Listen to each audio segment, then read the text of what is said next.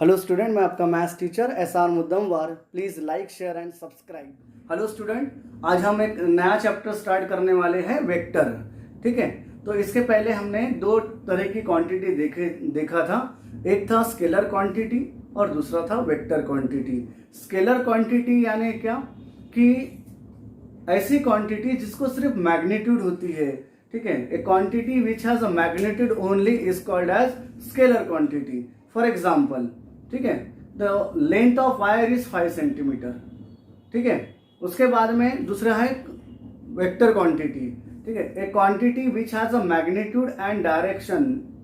ठीक है, such quantity is called as vector quantity. अब तुम बोलेंगे ये हमको समझा कैसे कि वेक्टर स्केलर क्या है। तो ध्यान देना कि कोई क्वांटिटी को डिस्क्राइब करने के लिए सिर्फ मैग्नीट्यूड की यानी नंबर की, स्केलर की, रियल नंबर की आवश्यकता पड़ती है, उसको हम क्या बोलेंगे, स्केलर क्वांटिटी। और जिस क्वांटिटी को डिस्क्राइब करने के लिए मैग्नीट्यूड के साथ में डायरेक्शन की भी जरूरत पड़ती है, उसको हम वेक्टर क्वांटिटी बोलेंगे। ठीक है, अभी भी नहीं समझा तो दो एग्जाम्पल देता हूं, ध्यान दो।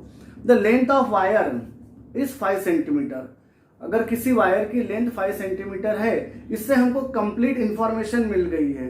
ठीक है, तो ये जो 5 सेंटीमीटर है, जो 5 सेंटीमीटर मैंने बोला, तो ये जो 5 है ये हमारी मैग्नीट्यूड इंडिकेट करती है। ठीक है, और उसको इससे हमको पूरे इंफॉर्मेशन भी मिल गई कि उस वायर की लेंथ 5 सेंटीमीटर है। लेकिन दूसरा एग्जाम्पल देखो, क्या इससे हमको पूरा इंफॉर्मेशन मिलती है क्या कि रेलवे स्टेशन से बस स्टॉप 2 किलोमीटर है। ठीक है, तो ये तो पता चल गया कि वो 2 किलोमीटर है। अब रेलवे स्टेशन से बस स्टॉप जाने के लिए तुम निकलोगे तो क्या होगा, जैसे रेलवे स्टेशन से बाहर आओगे वैसे बोलेंगे 2 किलोमीटर तो है, लेकिन किस डायरेक्शन में है, किधर है। अगर ऐसा बोला जाता कि रेलवे स्टेशन से बस स्टॉप नॉर्थ के तरफ 2 किलोमीटर है, तो तुमको कंप्लीट इंफॉर्मेशन मिल गई और तुम सीधा 2 किलोमीटर नॉर्थ के तरफ जाओगे रेलवे स्टेशन से। यानी दो अलग अलग तरह की क्वांटिटी, एक सिर्फ नंबर से, मैग्नीट्यूड से डिस्क्राइब हुई और दूसरी मैग्नीट्यूड भी लगी और डायरेक्शन भी। ठीक है, इस टाइप से। तो ऐसे दो टाइप की क्वांटिटी हमने देखा था, स्केलर क्वांटिटी, वेक्टर क्वांटिटी। अब तुमको इसका मैथमेटिक्स में वेक्टर पढ़ना है और वेक्टर बहुत इंपॉर्टेंट होता है फिजिक्स समझने के लिए। वेक्टर की बहुत ज्यादा आवश्यकता होती है, तो ध्यान देना भी। तो वेक्टर मीन्स व्हाट? तो वेक्टर मीन्स ए डायरेक्टेड लाइन सेगमेंट। ऐसी डायरेक्टेड लाइन सेगमेंट है, जैसे यहां पर ये सेगमेंट है ए बी, तो इस ए बी को, ये डिस्टेंस हो गया, लेंथ हो गई, इसको मान लो ए से बी के तरफ ऐसा डायरेक्शन दे देंगे तो ये बन जाएगा वेक्टर ए बी। और वेक्टर बताने के लिए उसके ऊपर बार देते हैं या फिर वेक्टर ए बी ऐसे एरो देते हैं। ये एरो इंडिकेट करता है कि इस वेक्टर की डायरेक्शन ए से बी है। तो ये जो ए पॉइंट है इसको इनिशियल पॉइंट बोलते हैं। ठीक है, इनिशियल पॉइंट। और जो बी पॉइंट है इसको हम बोलते हैं terminal point, and point, final point. Vector बनाने के लिए इनिशियल पॉइंट और टर्मिनल पॉइंट की बहुत ज्यादा आवश्यकता होती है। ठीक है, अब डबल पॉइंट वेक्टर हम कैपिटल लेटर से लिखेंगे, वेक्टर ए बी। ठीक है, या फिर वेक्टर ए बी, इस टाइप से। और सिंगल पॉइंट वेक्टर, जैसे ये वेक्टर ए है, वो स्मॉल लेटर से लिखेंगे, दैट इज वेक्टर ए। दूसरा वेक्टर बी, तीसरा वेक्टर सी, इस टाइप से सिंगल वाला जो वेक्टर है वो हम इस टाइप से लिखेंगे। तो वेक्टर हो गया। अब उसकी मैग्नीट्यूड, वेक्टर की मैग्नीट्यूड क्या होती है? तो सेकंड है the magnitude of vector. The magnitude of vector, तो मैग्नीट्यूड ऑफ वेक्टर क्या होती है? किसी भी वेक्टर का डिस्टेंस, इनिशियल पॉइंट से टर्मिनल पॉइंट तक का जो डिस्टेंस है, लेंथ है, उसको उस वेक्टर की मैग्नीट्यूड बोलते हैं। तो यहां पर magnitude of vector A B, अगर वेक्टर है तो इसकी मैग्नीट्यूड होगी मॉड वेक्टर ए बी और सिंपली ए बी। इस टाइप से वेक्टर निकाल देंगे उसके ऊपर से। अगर सी डी वेक्टर है तो उसकी मैग्नीट्यूड होंगी मॉड वेक्टर सी डी और simply C D. Vector A है तो उसकी मैग्नीट्यूड होंगी मॉड वेक्टर ए या फिर ए। बी वेक्टर है तो उसकी मैग्नीट्यूड मॉड वेक्टर बी या बी, इस टाइप से, एंड सो ऑन। ठीक है, फिर उसके बाद में आते हैं टाइप्स ऑफ वेक्टर। अब टाइप्स ऑफ वेक्टर में बहुत सारे टाइप्स है, तो उसमें से पहला जीरो वेक्टर। जीरो वेक्टर यानी क्या, जिस वेक्टर की मैग्नीट्यूड, जिस वेक्टर की लेंथ, डिस्टेंस, इनिशियल और टर्मिनल पॉइंट के बीच का डिस्टेंस जीरो हो, उसको हम बोलेंगे जीरो वेक्टर। मान लो ये हमारा इनिशियल पॉइंट है और टर्मिनल पॉइंट भी यही है, तो ये होगा वेक्टर ए यानी जीरो वेक्टर। ठीक है, zero vector is denoted by this vector zero. दूसरा है यूनिट वेक्टर। अब नाम में ही है, यूनिट मीन्स वन। जिस वेक्टर की मैग्नीट्यूड वन हो उसको हम यूनिट वेक्टर बोलते हैं। जैसे ये वेक्टर ए है और इसकी लेंथ वन यूनिट अगर है, ठीक है, this mod vector A equal to one या फिर ए इक्वल टू वन, इस वेक्टर की मैग्नीट्यूड, जिस वेक्टर की मैग्नीट्यूड वन हो उसको हम यूनिट वेक्टर बोलेंगे। स्पेसिफिक डायरेक्शन भी रहेंगे, उसको वेक्टर है तो डायरेक्शन रहेगी, तो इस टाइप से यूनिट वेक्टर। अब unit vector along vector A, तो यूनिट वेक्टर डिनोट होता है ए कैप से। इस वेक्टर ए के डायरेक्शन में यूनिट वेक्टर होता है ए कैप और उसका फॉर्मूला होता है vector A upon its magnitude. ठीक है, इस टाइप से। उसके बाद में आता है इक्वल वेक्टर।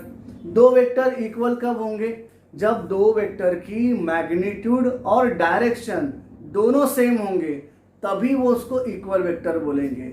वेक्टर ए और वेक्टर बी, ये दो वेक्टर है, इक्वल तब होंगे जब इसकी magnitude, this magnitude of vector A equal to magnitude of vector B and the direction of vector A equal to the direction of vector B. अगर ऐसा है तभी ये इक्वल होंगे। मैग्नीट्यूड इक्वल है लेकिन डायरेक्शन सेम नहीं है, ठीक है, डायरेक्शन सेम नहीं है, तो हम उसको इक्वल वेक्टर नहीं बोलेंगे। डायरेक्शन सेम है लेकिन मैग्नीट्यूड अगर इक्वल नहीं है, तब भी हम उसको इक्वल वेक्टर नहीं बोलेंगे। इक्वल वेक्टर होने के लिए क्या है, मैग्नीट्यूड सेम होनी चाहिए और डायरेक्शन भी सेम होनी चाहिए। उसके बाद नेगेटिव वेक्टर। मान लो ये वेक्टर ए है, दिस वेक्टर ए, तो उतनी मैग्नीट्यूड का, उतनी लेंथ, सिर्फ डायरेक्शन अपोजिट है उसकी, तो उसको हम नेगेटिव वेक्टर बोलेंगे। वेक्टर ए का नेगेटिव वेक्टर होगा दिस वेक्टर ए। और नेगेटिव, ये जो माइनस साइन है, ये इंडिकेट करती है कि उसकी डायरेक्शन अपोजिट है। जैसे ये वेक्टर ए बी है, वेक्टर ए बी, तो इसका अपोजिट वेक्टर क्या होगा, that is vector B A होगा, वेक्टर बी ए। यानी मैग्नीट्यूड सेम है, डायरेक्शन अपोजिट है, और अपोजिट वेक्टर की एडिशन, अपोजिट वेक्टर की सम, ए बी का अपोजिट वेक्टर कौन सा है, बी ए है। और इसको लिखने गए तो vector A B equal to minus vector B A होगा। माइनस वेक्टर बी ए इधर आएगा तो vector A B plus vector B A equal to क्या हो गया, zero. The sum of opposite vector is always zero. ठीक है, इस टाइप से। और ध्यान देना, vector A B equal to vector B A नहीं होगा, vector A B equal to minus vector B A होगा। ए बी का अपोजिट वेक्टर बी ए, और माइनस साइन इंडिकेट करती है कि दोनों की डायरेक्शन अपोजिट है। ठीक है, उसके बाद कोलिनियर वेक्टर, ये बहुत इंपॉर्टेंट है। कोलिनियर वेक्टर, दो वेक्टर कोलिनियर कब बोलेंगे, दो वेक्टर कोलिनियर तब होंगे जब वो पैरेलल होंगे। ठीक है, जैसे वेक्टर ए और वेक्टर बी, ये दो वेक्टर पैरेलल है, तो हम बोलेंगे वेक्टर ए और वेक्टर बी कैसे है, कोलिनियर है। और एक वेक्टर दूसरे वेक्टर का स्केलर मल्टीपल होगा, the one vector is a scalar multiple of another vector, तब हम बोलेंगे ये दोनों वेक्टर कोलिनियर है। या फिर अगर दो वेक्टर के कंपोनेंट जो होते हैं वो प्रोपोर्शनल अगर है, तो तब हम उसको बोलेंगे कोलिनियर वेक्टर। यानी a1 upon b1 equal to a2 upon b2 equal to c1 upon c2 equal to some constant k। तो इस टाइप से अगर ये मान लो प्रोपोर्शनल है, इनके कंपोनेंट्स वेक्टर है और वेक्टर b के कंपोनेंट्स, तब हम कोलिनियर बोलेंगे। ठीक है, इस टाइप से ये कुछ भी हो सकता है, 3 टाइम्स 4 टाइम्स वेक्टर ए का, वेक्टर बी का, जो भी वेक्टर कोलिनियर होंगे उनका। उसके बाद में है हमारा को इनिशियल वेक्टर। को इनिशियल वेक्टर यानी अगर मान लो तुम्हारे पास 2 vector 3 vector 2 vectors 3 vectors 4 vectors है और उनका इनिशियल पॉइंट सेम है, तो उसको हम बोलेंगे को इनिशियल वेक्टर। ठीक है, जैसे ये वेक्टर ए है, ये वेक्टर बी है, ये वेक्टर सी है। तो क्या हुआ यहाँ पर देखो, इनका इनिशियल जो पॉइंट है वो सेम है, तो इसको को इनिशियल वेक्टर बोलेंगे। को टर्मिनल वेक्टर, जिन वेक्टर के टर्मिनल पॉइंट एंड पॉइंट अगर सेम हो तो उसको हम बोलेंगे को टर्मिनल वेक्टर। जैसे ये वेक्टर ए है, ये वेक्टर बी है, ये वेक्टर सी है। तो ये देखो यहां से स्टार्ट हुआ ये इनिशियल पॉइंट ये, लेकिन टर्मिनल पॉइंट सेम है, तो इसको बोलेंगे को टर्मिनल वेक्टर। फ्री वेक्टर्स, जितने भी इक्वल वेक्टर है उसको हम क्या बोलेंगे, फ्री वेक्टर्स बोलेंगे। तो फ्री वेक्टर्स यानी क्या, इस चैप्टर में हम फ्री वेक्टर की बात करने वाले हैं। तो फ्री वेक्टर यानी without changing its magnitude and direction, उसके इनिशियल पॉइंट को तुम कहीं पर भी ट्रांसलेट कर सकते हो, ऐसे वेक्टर को हम बोलेंगे फ्री वेक्टर्स। ठीक है, all equal vectors are free vectors. Then localize vector, localize vector यानी जिस वेक्टर का इनिशियल पॉइंट फिक्स हो, ठीक है, उसको हम बोलेंगे लोकलाइज वेक्टर। ठीक है, उसके बाद में like vector and unlike vector. दो वेक्टर की अगर डायरेक्शन सेम हो, मैग्नीट्यूड कुछ भी हो लेकिन डायरेक्शन सेम है, उसको बोलेंगे लाइक वेक्टर, और डायरेक्शन सेम नहीं है तो उसको बोलेंगे अनलाइक वेक्टर। उसके बाद में है कोप्लेनर। ठीक है, थ्री वेक्टर्स, अगर मान लो वेक्टर्स एक ही प्लेन में रह रहे हैं तो उसको हम कोप्लेनर, एक ही प्लेन में या पैरेलल प्लेन में रह रहे हैं तो उसको हम कोप्लेनर वेक्टर बोलेंगे। मान लो ये हमारा प्लेन है और यहाँ पर वेक्टर ए है, ठीक है, वेक्टर बी है, वेक्टर सी है, तो ये सभी के सभी वेक्टर एक प्लेन में है, इसलिए इसको हम कोप्लेनर वेक्टर बोलेंगे। या फिर ये दूसरा प्लेन है, ये वेक्टर्स, और यहाँ पर मान लो वेक्टर ई है, वेक्टर एफ है, ये दोनों प्लेन पैरेलल है, इसका मतलब ये सारे के सारे वेक्टर्स कैसे हैं, कोप्लेनर वेक्टर्स हैं। ठीक है, तो हमने ये सब टाइप्स वगैरह है, बेसिक है वेक्टर का, ट्रिपलेट रहते हैं। ठीक है, तो सारे के सारे ट्रिपलेट कोप्लेनर रहेंगे जरूरी नहीं है। फॉर एग्जाम्पल ये हम एक्स वाई जेड एक्सिस के अलॉन्ग में जो वेक्टर रहेंगे, एक्स वाई जेड एक्सिस, ये कोप्लेनर नहीं रहते। ठीक है, इस टाइप से तो जरूरी नहीं कि हर एक ट्रिपलेट कोप्लेनर, हम एक प्लेन में 3 या 3 से ज्यादा वेक्टर्स है तो कोप्लेनर रहेंगे, तो ये जरूरी नहीं है कि हर एक ट्रिपलेट कोप्लेनर रहेंगे करके।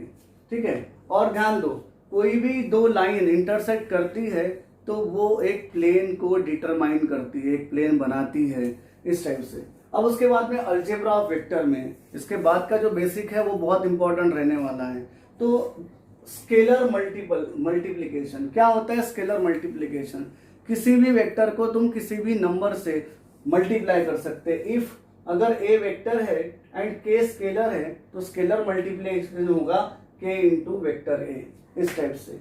तो जो भी वेक्टर होगा उसके ईच कंपोनेंट को के से मल्टीप्लाई करेंगे, this is known as scalar multiplication. उसके बाद में अगर के की वैल्यू 0 हो तो दिस के इंटू वेक्टर ए भी 0 वेक्टर हो जाएगा। अगर magnitude of K into vector A equal to होगा mod K into mod vector A, यानी के इंटू ए, यानी उसकी लेंथ उतने मल्टीपल हो जाएगी वेक्टर के। ए वेक्टर ऑफ लेंथ के, अगर मान लो कोई वेक्टर है तुम्हारे पास, वेक्टर ए है, और तुमको दूसरा वेक्टर फाइंड करना है, ठीक है, उसी के डायरेक्शन में हो, जिसकी लेंथ ज्यादा होगी या कम होगी जो भी है, तो क्या करेंगे हम, अगर इस वेक्टर के अलॉन्ग में, इसकी डायरेक्शन में अगर तुमको उसके ग्रेटर या स्मॉलर लेंथ का वेक्टर लेना है तो हम क्या करेंगे, उसको मल्टीप्लाई करेंगे, लेकिन किसको, उसके यूनिट वेक्टर को। तो ये जो वेक्टर होगा इसकी लेंथ जो होंगी वो के होंगी, तो इसके डायरेक्शन में है इसलिए इसका यूनिट वेक्टर निकालेंगे, के इंटू मॉड वेक्टर ए, के इंटू वेक्टर ए अपॉन मॉड ए, यूनिट वेक्टर का फॉर्मूला है। यानी अगर तुमको जो भी वेक्टर चाहिए उसी की डायरेक्शन में, अगर कोई वेक्टर हमको फाइंड करना है जिसकी लेंथ के है और सेम डायरेक्शन में जो एक वेक्टर है उसकी डायरेक्शन में, तो होगा के इंटू यूनिट वेक्टर ए। तो कैसे निकालेंगे, के इंटू वेक्टर ए अपॉन इट्स मैग्नीट्यूड। इस टाइप से हमने बेसिक पढ़ा, ये फर्स्ट पार्ट था बेसिक का। Second part